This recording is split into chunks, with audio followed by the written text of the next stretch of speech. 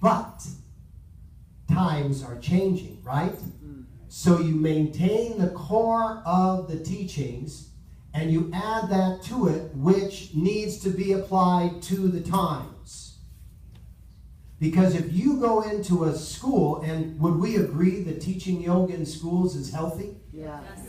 Oh, yeah. If you go into the schools and you say, okay, now we're going to chant Om Namo Gurudev Namo, everybody's going to go, religion in schools, right? Mm-hmm. So you're going to be blocked out. So Yogi Bhajan gave us countless ways in which we could use the, okay children, let's chant, healthy am I, happy am I, holy am I, holy am I, healthy am I, happy am I, whole am I. And the teacher goes, oh, that's so beautiful. And the superintendent goes, oh, that's so beautiful. And nobody thinks anything, yes? And then when you give them the Kriya is the Kriya. So I'm not criticizing this person for criticizing. As a matter of fact, criticism is an essential component because it allows you to develop your alternative. Without pressure, there can be no identity. And so I applaud this person for somehow finding their way into my Facebook feed and giving me the stimulation to be able to really, really clearly see what is going on.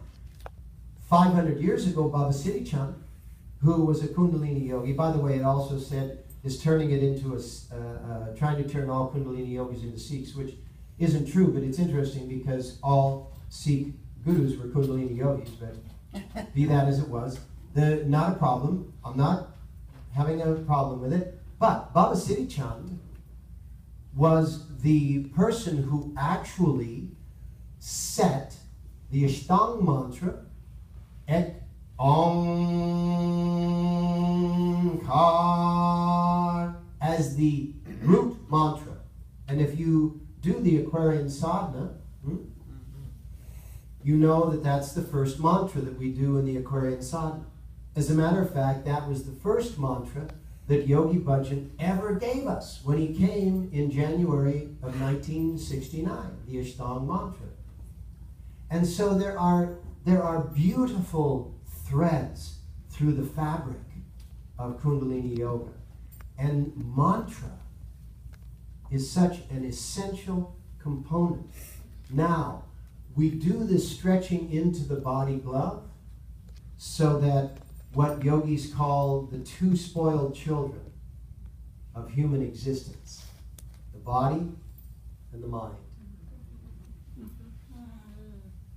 So we stretch into the body glove with our asanas and our kriyas in order that that spoiled child is well taken care of. And when a spoiled child is well taken care of, it doesn't complain as much. And how does the human body complain? I'm stiff. I don't like this exercise.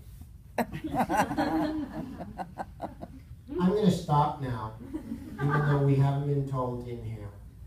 Right? And some of these complaints are legitimate.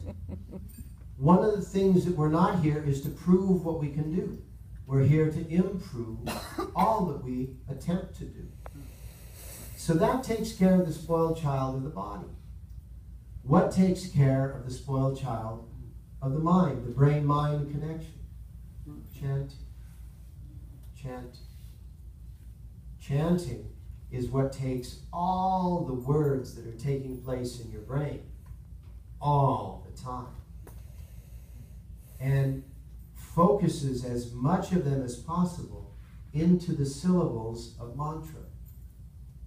So you take all of this and you focus it into God and me and God are one. And in mantra, you have a combination a vowel which makes the sound, and consonant which directs the sound. And so when you have a mantra, particularly those initial mantras, those primal mantras, an example of a primal mantra is Om and Ong. You know? Ong, do it.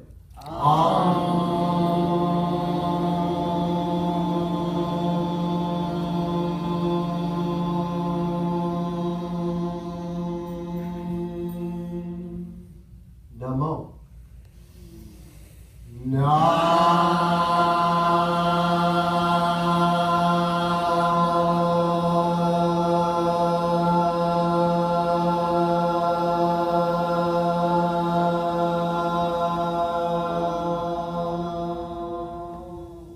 Gurudev.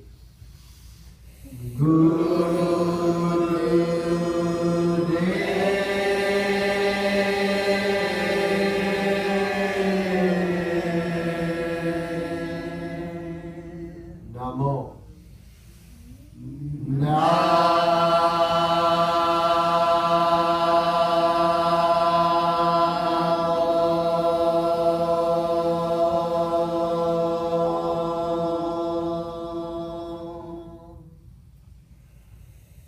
And so the Om opened the head chamber. All animals that live on the surface of the earth are divided into 3 chambers. It is true for animals of the ocean, all mammals that live on the surface of the earth. It is true also for mammals of the ocean, but it's not as clearly distinguished. But all mammals that live on the surface of the earth have a head chamber, and a chest chamber, and an abdominal chamber. And each one of these chambers is to be opened before you start yoga. And so that's why we chant Om, Namo, Gurudev, Namo. The Om is in the head. You know, the NG sound takes us into the head chamber. And the N, M, B, P, those consonants force the sound down into the abdominal chamber. That's why there's words such as Mama, Nana, Baba, and Papa, because all those words relate to those are the people that supply me with my goods, you know, as a small infant. Those are the people, you know, the mother, the father, the grandparents, right? The mama, papa, and the nana, nani, nana, and the baba. Those are the people that supply this. Then the de comes out of the chest. Now let's chant it again, and just be aware of those chambers, because the abdominal chamber is very subtle. But the matter that na, mo. So the na, the N is just at the beginning. And then it's na, and then there's this long ah, which could be in the throat. But the fact that you closed off the mouth with the tongue, threw it down, and you can feel it down there. If you just go ah, you definitely feel it in your throat. But if you go na, you can definitely feel it in your abdomen. So let's do it again and feel it.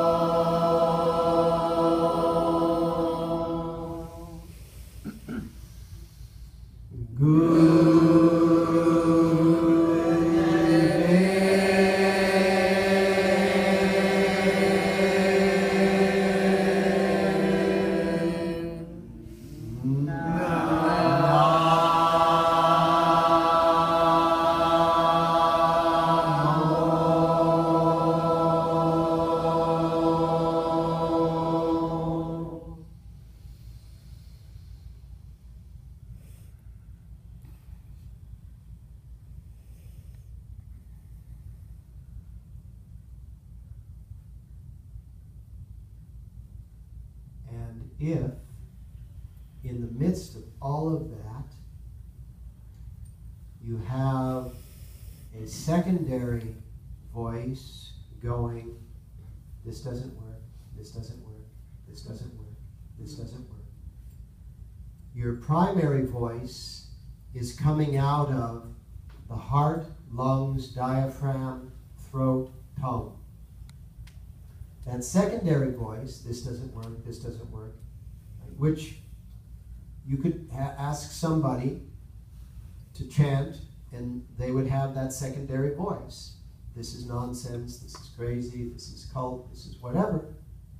That is coming out of the head brain. And the head brain is here to protect us from danger. And when the head brain begins to believe that there's danger, it becomes hyperactive.